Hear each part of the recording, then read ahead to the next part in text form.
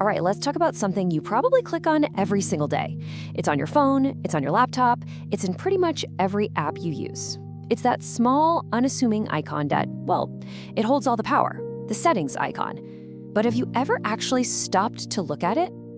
I mean, think about it. It's almost always a gear, right? Or maybe a few sliders. It's super simple, completely predictable, and let's just be honest, it's kind of boring. So that begs the question, why? With all the power that button has, why isn't it something cool, like a lightning bolt or, I don't know, a wizard's staff?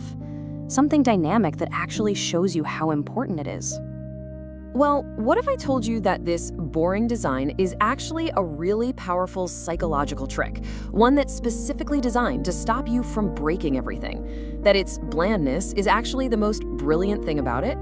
Today, we're gonna pull back the curtain, because this little icon isn't boring by accident. Nope, it's boring by design. So to really get the genius behind it, you first have to understand that every shape and color and design is, well, it's speaking a kind of secret language directly to your brain. Just look at the difference here. On one side, you've got fun apps and games using all these bright, high-energy colors to get you all hyped up.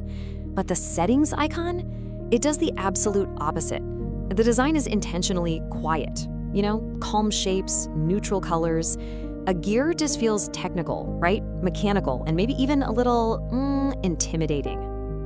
And this isn't some failure of imagination. It is a deliberate strategy, and it's called behavioral friction. The design is supposed to make you hesitate.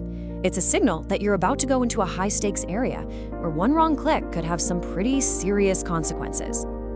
So don't think of it as a welcome mat. Think of the gear icon as the subtle yellow warning tape.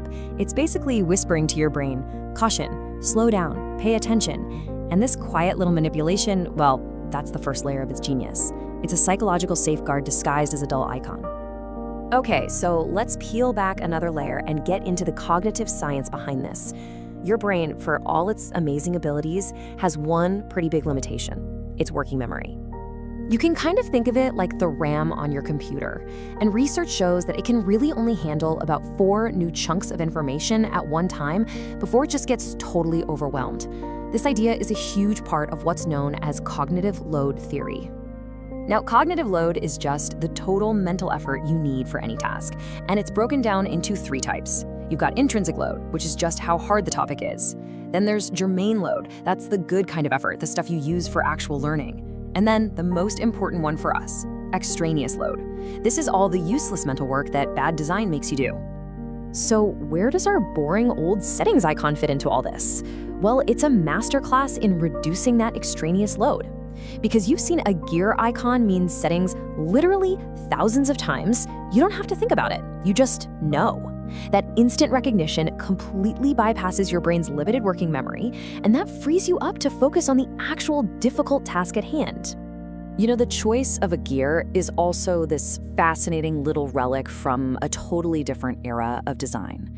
It's rooted in a concept called skeuomorphism.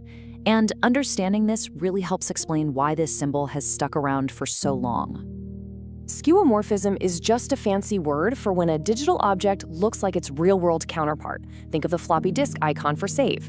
So the gear, it's a metaphor. It symbolizes the inner workings of a machine. Clicking on settings is like popping the back off a watch to see all the tiny cogs that make it tick. And this perfectly explains why designers are so reluctant to ever change it. The risk of breaking that universal understanding is just way too high. I mean, imagine if, overnight, all the stop signs in the world were changed from red octagons to, say, purple triangles. The chaos would be instant. Well, the settings icon, it's basically a digital stop sign. And that's really the key here. The icon's greatest strength isn't that it's accurate. Your phone has 0 actual gears inside it, but it's in its shared meaning. In the world of user experience, confusion is the ultimate enemy. And nothing fights confusion better than a boring, predictable symbol that everyone on the planet already understands. So this brings us to our final and maybe the most important point about all this. This boring design isn't just a clever psychological trick.